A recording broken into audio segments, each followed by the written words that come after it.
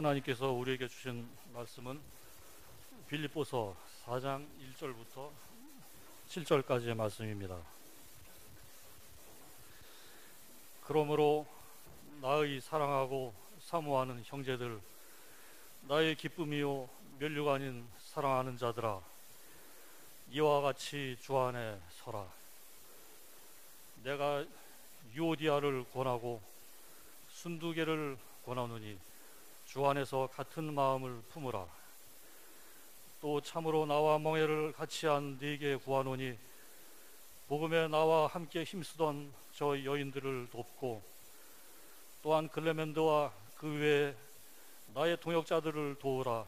그 이름들이 생명책에 있느니라. 주 안에서 항상 기뻐하라. 내가 다시 말하노니 기뻐하라. 너희 관용을 모든 사람에게 알게 하라. 주께서 가까우시니라. 아무것도 염려하지 말고 다만 모든 일에 기도와 간구로 너희 구할 것을 감사함으로 하나님께 아뢰라. 그리하면 모든 지각에 뛰어난 하나님의 평강이 그리스도 예수 안에서 너희 마음과 생각을 지키시리라. 아멘.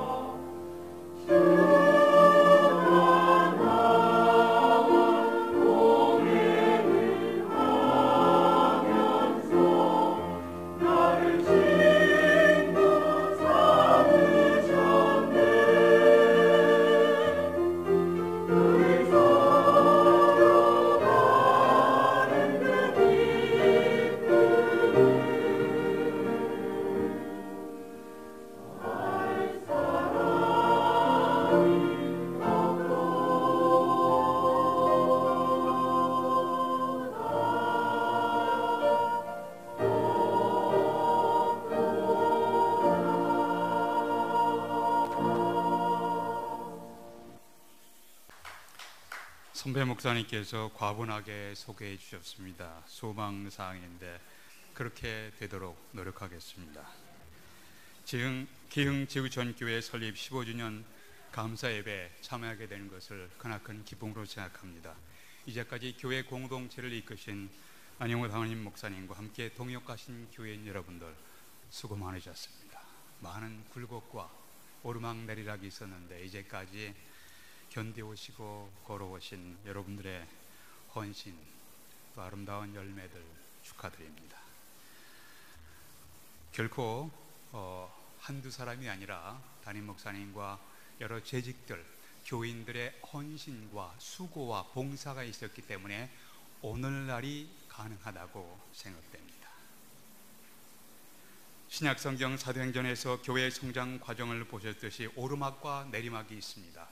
수많은 굴곡 가운데 그래도 신실한 복음의 사람들에 의해서 그리스도의 복음이 증거되고 진리의 복음이 증거됨에 따라서 교회가 성장하고 여기저기에 개척되는 것을 볼 수가 있습니다.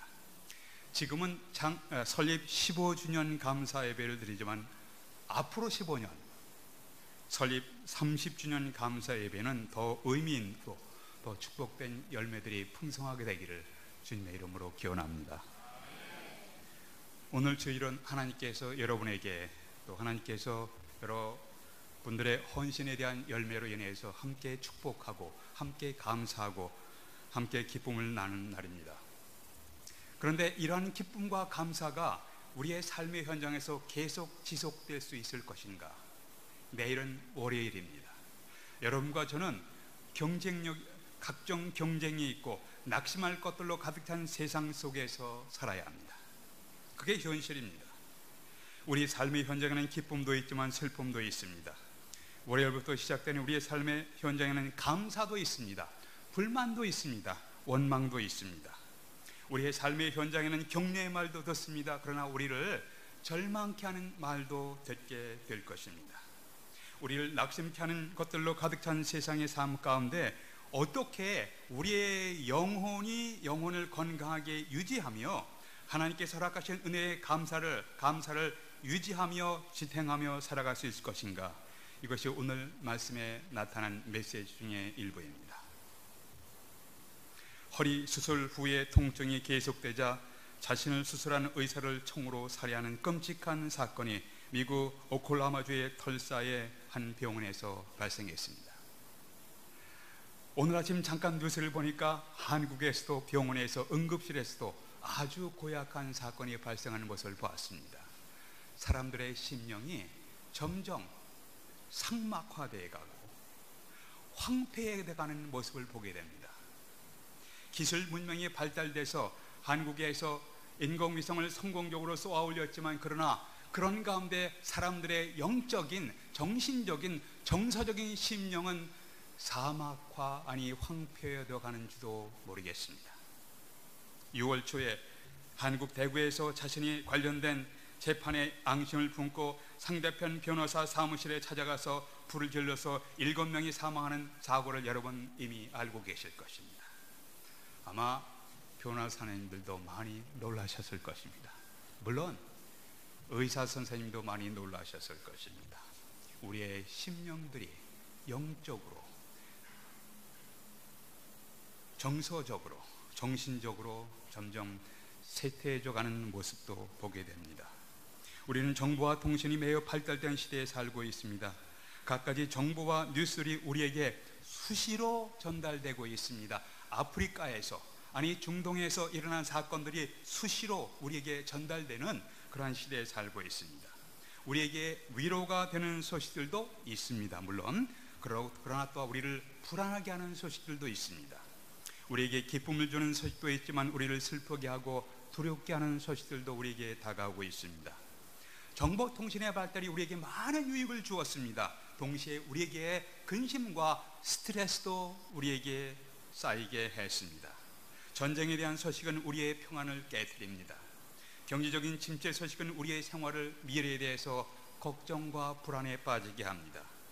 북한과 이란과 파키스탄 등에서 핵폭탄의 개발에 대한 소식은 우리 세대뿐만 아니라 우리의 다음의 제너레이션에 대한 미래에 대해서 불안감을 갖게 하고 있습니다. 급속도로 변해가는 우리의 가정생활 환경, 우리의 직장생활 환경, 우리의 사회생활 환경은 늘 갈등과 문제와 아픔이 다가오고 있습니다. 심지어 주님을 섬기는 영적 생활 가운데 우리 거기에서도 우리의 오르막과 내리막이 있는 것이 현실입니다. 현실적으로 중요한 것은 여러 가지 염려들과 문제들로서 우리가 도피하거나 벗어나는 것, 이것은 대책이 아닙니다. 벗어날 수가 없습니다. 중요한 것은 이것을 어떻게 우리가 핸들하면서 어떻게 처리할 것인가, 하나님 앞에서 우리에게 다가오는 일들을 어떻게 대처하는가, 이것이 중요한 과제입니다. 고통과 두려움이 있는 매우 열악한 환경 속에서 내 영은 깊숙이 마음의 평온을 유지하고 기쁨을 간직한 분이 오늘 성경에 여러 분이 나오고, 한 분이 이런 메시지를 주고 있습니다. 그분은 감옥 속에 갇혀 있으면서 고통당하면서 갖가지 근심과 걱정 소식을 듣고 들었습니다. 사도 바울입니다. 그는 자신이 사랑하는 성도들이 이단의 미혹 속에 빠지고 경제적으로 어렵고 핍박을 받는 상황 가운데 있었습니다. 자신을 향해서 중상모략하는 사람도 있었습니다. 시기하고 질투하는 사람이 있었습니다. 자신을 향하여 적대적인 사회 환경 속에 살고 있었습니다. 그는 1장 3절 30절에서 이런 고백을 합니다. 여러분들, 나도 당신들처럼 그렇게 갈등을 경험했습니다. 나도 당신들처럼 동일한 그런 싸움을 경험했습니다. 나도 여러분들처럼 두려움 속에 염려거리들을 갖고 있습니다. 그런데 그럼에도 불구하고 사도 바울은 마음 가운데 심령의 평안을 유지하면서 영혼 깊숙한 곳에서 기쁨을 간직하고 있었기 때문에 오늘 이 말씀을 기록했습니다. 그러면 문제와 염려거리들로 둘러싸인 나의 환경 속에서 나는 어떻게 마음의 균형을 유지하면서 영혼의 기쁨을 간직할 수 있을 것인가? 이것이 오늘 메시지의 초점인데, 첫 번째는 하나님이 주신 축복들을 바라보십시오. 이미 하나님께서 우리에게 축복을 베푸셨습니다. 그리고 앞으로 우리에게 베푸실 축복들을 생각하면서 바라보십시오. 3절 보세요. 또 참으로 나와 멍에를 같이 한 내게 구하노니 복음에 나와 함께 힘쓰던 저 여인들을 돕고 또한 클레멘드와 그 외 나의 동역자들을 도우라. 그 이름들이 생명책에 있느니라. 4절 주 안에서 항상 기뻐하라. 내가 다시 말하노니 기뻐하라. 성경에 이제 여기 3절, 4절, 1절, 2절 이렇게 구분되어 있습니다. 빌립보서도 1장, 2장, 3장, 4장 구분되어 있습니다. 장절이 구분되어 있습니다. 그러나 이것은 찾기를 쉽게 하기 위해서, 읽기를 쉽게 해서, 혹은 카피를 쉽게 하기 위해서 인간들이 여러 편의를 위해서 후대에 붙여진 것이 몇 장 몇 절이지 오리지널 성경에는 없는 것들입니다. 장절의 구분이 없이 연결해서 읽으면 그 의미를 좀 더 분명하게 이해할 수가 있습니다. 오늘 성경 말씀을 좀 더 확대 해석해서 실감 있게 읽으면 이렇게 읽을 수가 있습니다. 그 사람들의, 여러분들이 아픔과 고통 가운데 있지만 그 사람들의 이름이 생명책에 기록되어 있습니다. 그러므로 주 안에서 기뻐하십시오. 여러분들이 아픔 가운데 있고 외부적인 압박 가운데 있다 할지라도, 또 내부적인 아픔 가운데 있지라도 우리 모두가 다 우리의 이름들이 궁극적으로 하늘의 생명책에 기록되어 있습니다. 하늘의 생명책에 기록됨에 따라서 우리에게 하나님께서 베푸시는 하나님의 영광, 하늘의 영광과 축복이 있습니다. 그것을 바라보며 therefore, 그러므로 주 안에서 기쁨을 유지하십시오. 사도 바울은 무조건, 아무 조건 없이 무조건 기뻐하라 그렇게 명령하지 않았습니다. 슬픔과 고통의 삶 가운데서 우리에게 기뻐해야 할 파운데이션을, 근거를, 베이스를 제시하고 있는 것입니다. 그것은 우리의 이름이 하늘의 생명책에 기록된 것을 말씀하시면서 여러분이 예수 그리스도를 믿고 하늘의 생명책에 기록되면서 하늘의 영광과 축복들을 누릴 수 있게 되었으니 therefore, 그러므로 여러분들은 주 안에서 기뻐하는 자가 되십시오. 이 의미예요. 요한계시록에서 사도 요한이 반복해서 고백하는 문구가 있습니다. 그것은 여러분 계시록을 보면서 반복해서 나오는 짧은 구절이 있습니다. 그것은 내가 보니, 내가 들으니 I heard. 이것이 반복돼요. 요한계시록 4장 1절에서 이 일 후에 내가 보았습니다. 하늘문이 열렸는데 내가 들었습니다. 5장 1절에서 내가 봄에, 11절에서 내가 또 보고 들음에 I saw, I heard. 반복되고 있습니다. 6장 1절에서 내가 봄에 그때 내가 들으니, 내가 봄에 그때 내가 들으니, 여기서 보고 들었단 말이 반복해서 나오고 있습니다.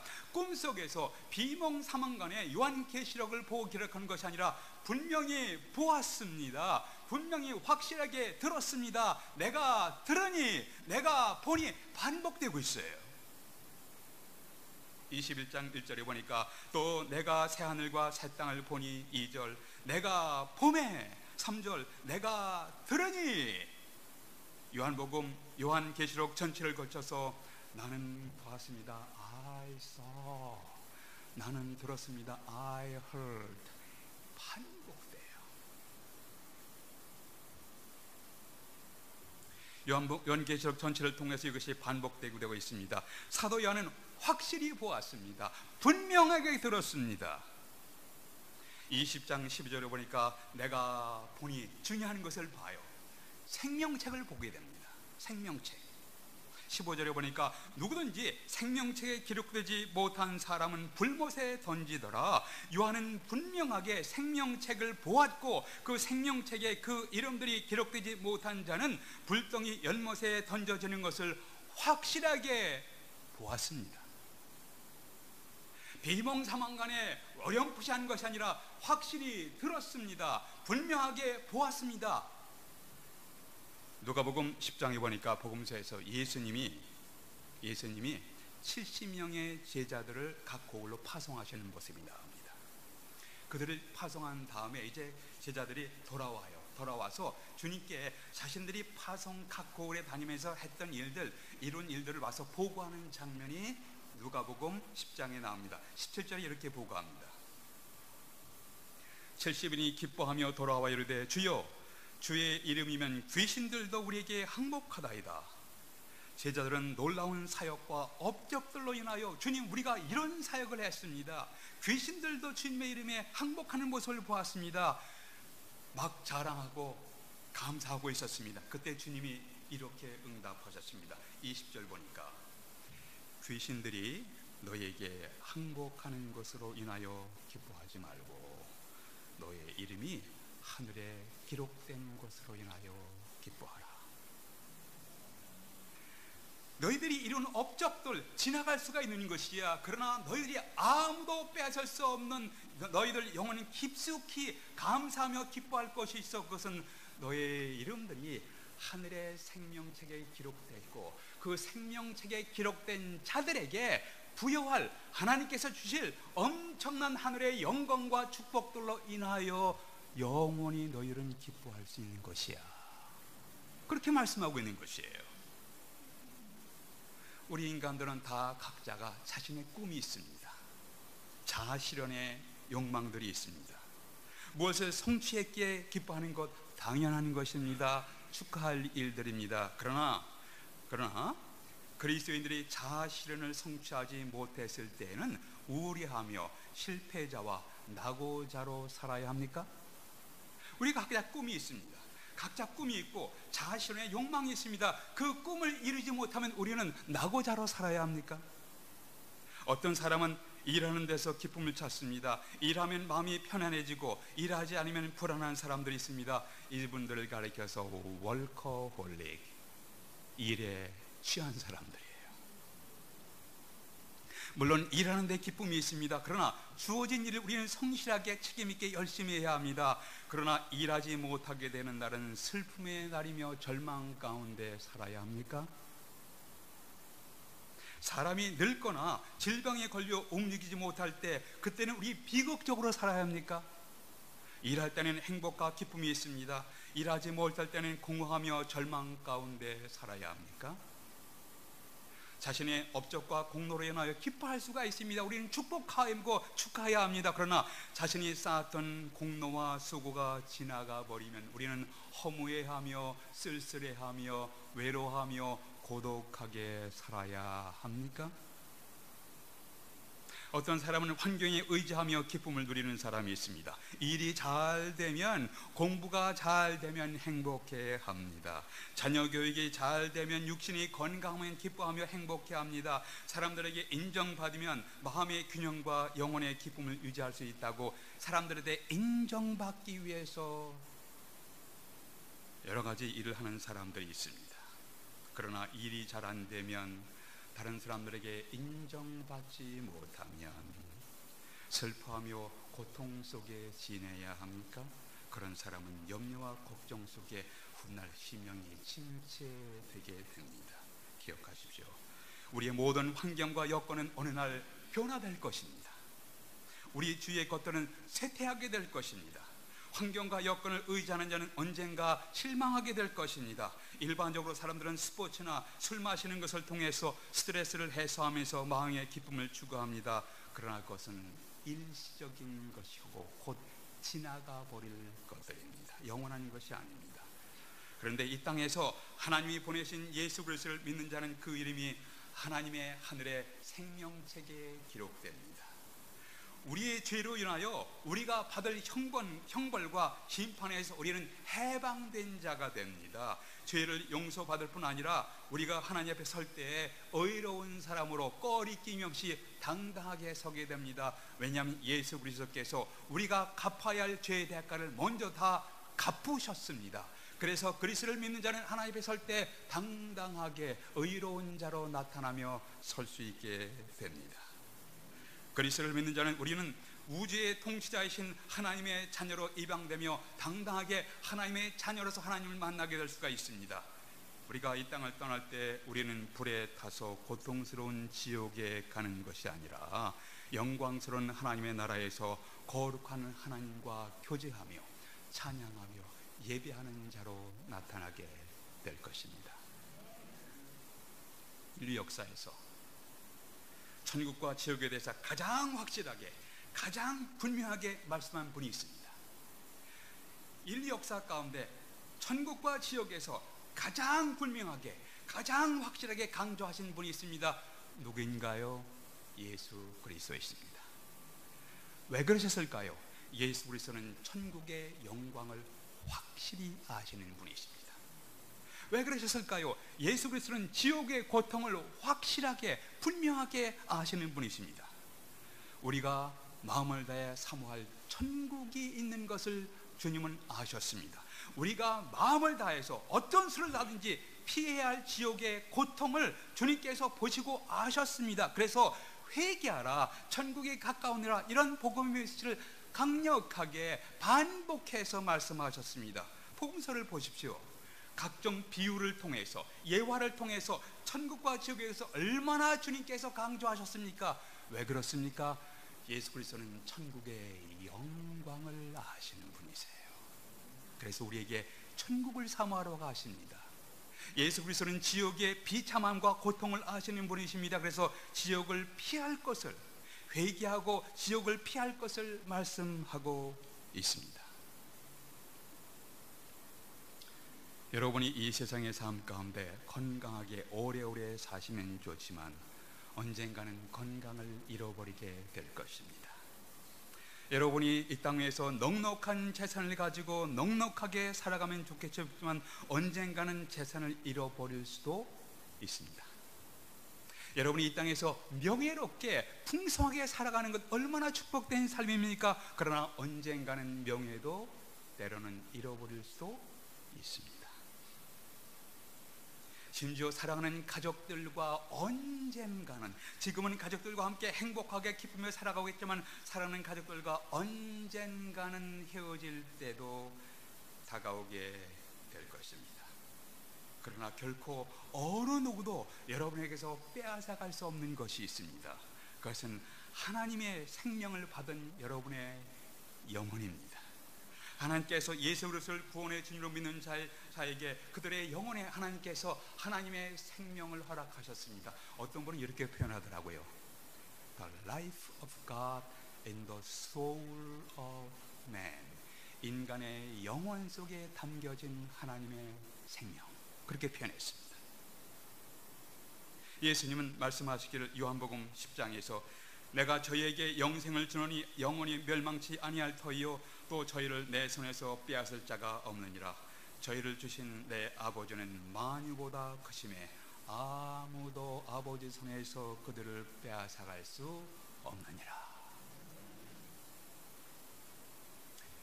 신실하게 주님을 섬기는 그리스도인들로 때로는 좌절할 때가 있습니다. 신실한 크리스찬들도 사업에 실패를 경험하며 아파할 때가 있습니다. 하나님의 백성들도 가정적으로 어려움과 고통을 당할 수도 있습니다. 하나님을 믿는 하나님의 사람들도 실족하며 문제 속에 허우적거리며 좌절할 때가 있습니다. 그러나 하나님께서 그의 백성들에게 베푸신 영혼의 축복, 천국의 축복들을 바라보십시오. 귀신들이 너에게 항복하는 것으로 인하여 기뻐하기보다는 너희가 놀라운 업적을 성취했다고 기뻐할 수 있지만 그것보다 더 근본적으로 너의 이름이 하늘의 생명책에 있는 것으로 인하여 기뻐하라. 이런 메시지예요. 그리하면 요동치며 굴곡이 많은 이 세상의 삶에서 마음의 균형을 유지하면서 영원 깊숙이 기쁨을 유지할 수가 있게 될 것입니다. 여러분은 예수 그리스도를 믿음으로 하늘에 하나님께서 주시는 축복을 이미 베푸신 축복이 있고 앞으로 베푸실 축복을 바라보며 살아가고 계십니까? 문제와 염려거리들로 둘러싸인 나의 환경 속에서 나는 어떻게 마음의 균형을 유지하며 영혼의 기쁨을 간직할 수 있는가? 첫 번째는 하나님이 주신 축복들, 이미 주신 축복들, 앞으로 베푸실 축복들을 바라보며 걸어가십시오. 두 번째는 하나님 앞에서 염려를 기도로 바꾸십시오.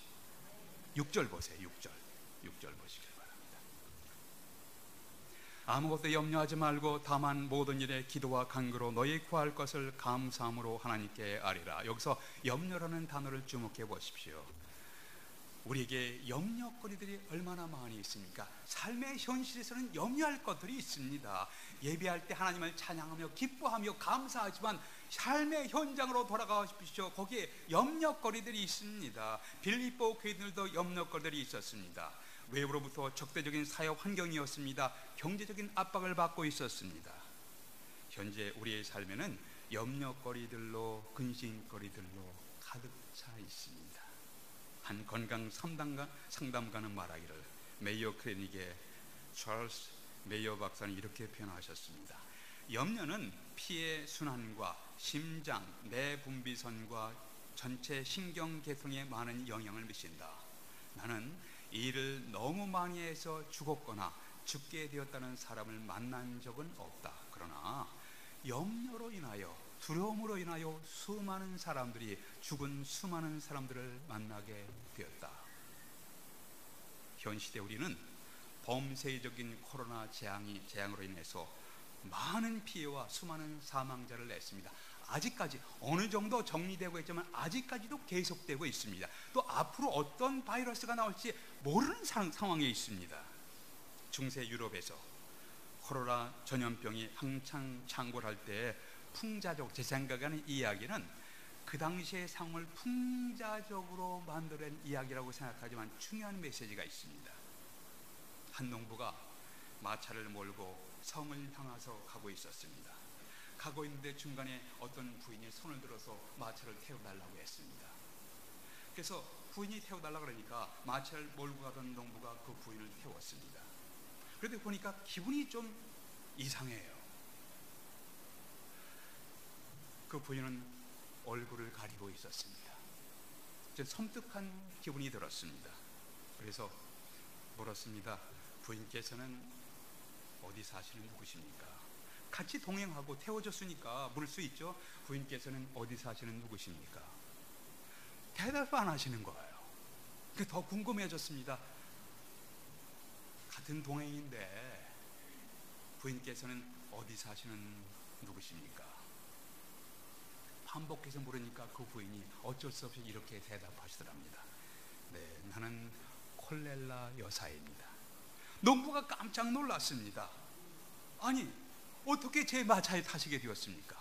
지금 제 마차에서 당장 내리십시오. 지금 이렇게 가면은 우리가 가는 성에 이미 수많은 사람들이 여러 가지로 인해서 고통당하며 죽어가고 있습니다. 부인께서 가시면 안 됩니다. 지금 당장 마차에서 내리세요. 그러자 콜렐라 부인이 나를 성까지 태워 주십시오. 당신은 죽이지 않겠습니다. 꼭 5명만 죽이겠습니다. 그러니까 나를 성까지 태워 주십시오. 당신 죽이지 않고 그 외에 꼭 성 안에 5명만 죽게 할 것입니다. 그 약속을 가지고 좋습니다. 그러면 그래서 그 콜렐라 부인을 성까지 태워다 주었습니다. 드디어 콜렐라 부인을 태운 마차가 성 앞에 도착했습니다. 그런데 이게 웬일입니까? 콜렐라 부인을 태운 마차가 성 앞에 도착했는데 이미 성 앞에는 수천 명의 사람들이 사망하며 시체가 즐비하게 널려 있는 것이었습니다. 깜짝 놀랐습니다. 이 농부가 화를 내며 이렇게 말했습니다. 콜렐라 부인, 저와 약속이 틀리지 않습니까? 꼭 5명만 죽이고 약속했는데 어찌하여 이렇게 많은 사람이, 수천 명의 사람들이 시체가 되어 즐비하게 이 성 앞에 놓여있게 되었습니까? 이때 콜렐라 부인이 이렇게 대답했답니다. 나는 아직 한 사람도 죽이지 않았습니다. 그럼 이렇게 많은 수천 구의 시체가 무슨 의미입니까? 콜렐라 부인이 응답하기를 저 사람들은 내가 온다는 소식을 듣고 지레 겁을 먹고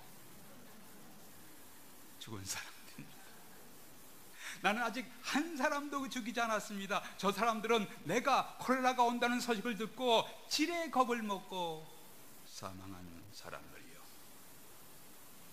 이것은 염려와 두려움이 우리의 삶에 미치는 영향을 풍자적으로 지어낸 이야기일 것이지만 중요한 메시지가 있습니다.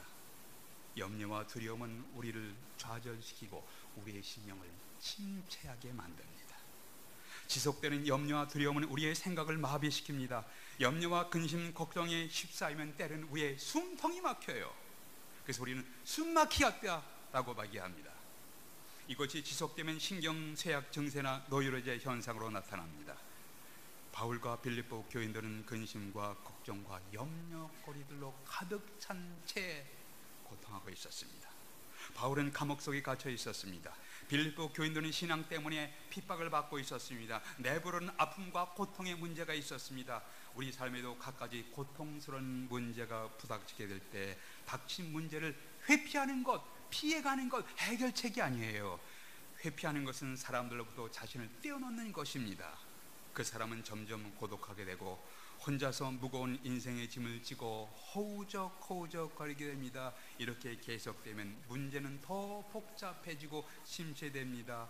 본연은 문제 해결의 의욕을 점점 상실해 갑니다. 결과는 자명합니다. 인생 파멸입니다. 이런 환경에 처하게 될 때 사도 바울이 뭐라고 권면하셨습니까? 오늘 봉독한 말씀 가운데 염려하지 말고 기도와 간구로 너희 구할 것을 감사함으로 하나님께 아뢰라. 혼자서 문제와 고통과 염려 속에 허우적거리지 말고 하나님 앞에 나와서 그 문제와 염려거리들을 기도 제목으로 바꾸고 하나님 앞에 내려놓고 하나님의 은혜를 구하라. 그런 말씀이에요. 그리하면 내게 주어진 삶의 현장에서 내가 압박을 받고 고통을 받고 염려거리들로 근심거리로 가득 찬 상황 가운데 내가 고통 가운데 혼자 있지 아니하고 하나님 앞에 나와서 하나님의 은혜를 구하고 그 모든 염려거리들을 주 앞에 내려놓고 하나님 이런 문제가 있습니다. 이런 고통이 있습니다. 하나님 은혜가 필요합니다. 도와주세요 라고 하나님께 간구하고 기도하면 7절에 이렇게 말씀하고 있습니다. 그리하면 모든 지각에 뛰어난 하나님의 평강이 그리스도 예수 안에서 너의 마음과 생각을 지키시리라. 여러분, 기쁨과 슬픔, 보람과 허무, 평안과 갈등이 수없이 교차되는 현실의 삶 가운데 염려와 두려움과 갖가지 인생의 짐들을 하나님 앞에 가지고 나와서 내려놓고 하나님의 은혜를 구하시며 살아가시고 계십니까? 오늘 말씀을 정리하겠습니다. 우리 그리스도인들이 이 땅에서 소유할 수 있는 최고의 축복, 최고의 특권이 있다면 그것은 우리의 이름들이, 이 땅에 살아가지만 우리의 이름들이 하나님의 생명책에 기록되는 것입니다. 하늘의 생명책에 기록되면서 천국의 축복들을 누릴 수 있는 자가 되는 것입니다. 이 땅은 제한적인 시간, 여러분과 제가 제한된 시간을 살고 있습니다. 제한된 시간 이후에 이터니티, 영원한 우리의 인생 가운데 하나님이 우리에게 베푸실 축복들을 누리며 살아가는 자가 누구인가?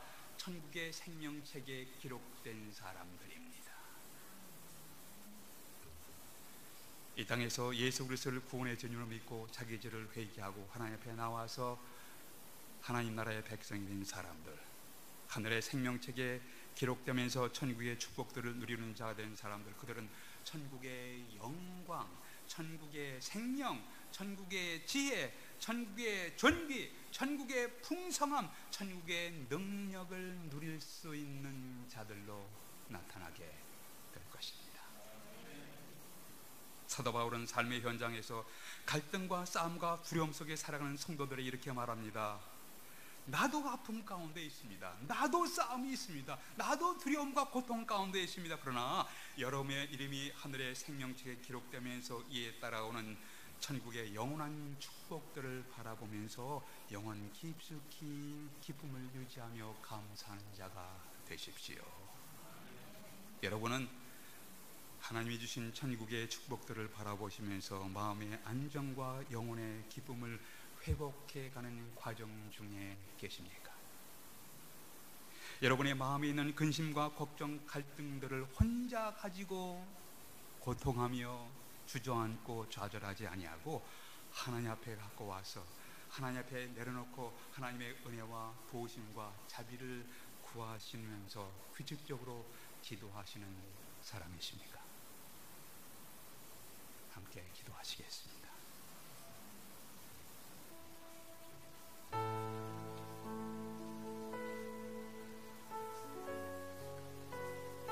제가 대표와 기도하기 전에 여러분 마음 가운데 있는 것을 하나님 앞에 잠시 내려놓는 시간을 갖도록 하겠습니다.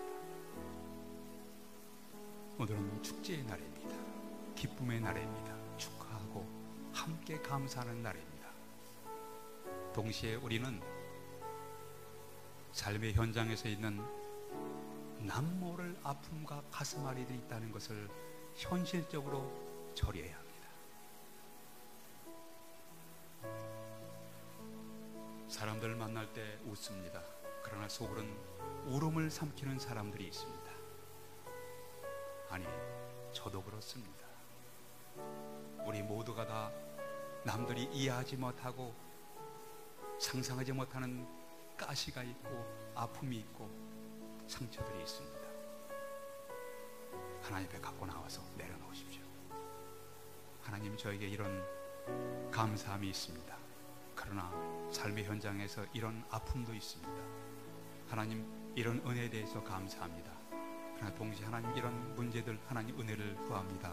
이런 기도를 잠시 하나님 앞에 드리시겠습니다.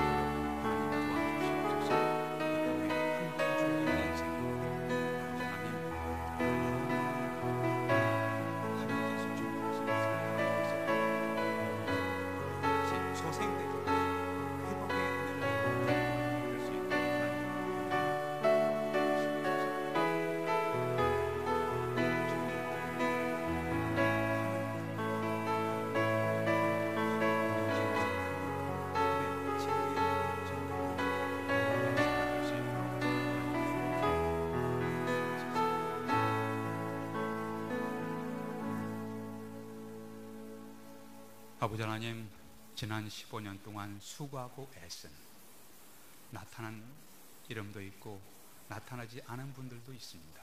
그러나 하나님을 보시고 아십니다. 희생하고 수고하고 애쓴 종들, 하나님 그들의 마음을 위로해 주시고 하나님만이 베풀 수 있는 축복으로 그들 마음을 채워 주시옵소서. 그들의 입술에 찬양이 있게 해 주시옵소서. 그들의 심령에 남들이 알지 못하는 보람과 기쁨을 누리게 될 수 있도록 하나님 도와주시옵소서. 우리가 예수 그리스도를 주님으로 고백하며 하나님 나라의 백성으로 살아가고 있지만 때로는 삶의 현장에서 경험하는 갖가지 갈등이 있습니다. 두려움도 있습니다. 미래에 대한 염려도 있습니다. 하늘 위로부터 베푸시는 축복들, 또 앞으로 베푸실 것들을 바라보면서 너무 때로는 실망도 하지만 너무 실망하지 아니하고 다시 일어나서 축복의 주님을 바라보면서 믿음으로 걸어가게 될 수 있도록 하나님 붙잡아 주시옵소서. 아버지 하나님, 기흥 지구촌 교회 담임 목사님 온 교우들이 하나 되게 하시고 하나됨을 지켜나가면서 이 지역사회 강력한 복음의 진리를 선포하는 신앙의 공동체가 될 수 있도록 축복해 주시옵소서. 세상이 변하고 있지만 복음의 진리는 변하지 않습니다. 변해가는 세상 가운데 변하지 않는 복음의 진리를 배우고 증거하고 선포하는 아름다운 예수 그리스도를 주님으로 모신 공동체가 될 수 있도록 축복해 주시옵소서. 예수 그리스도 이름으로 기도하옵나이다. 아멘.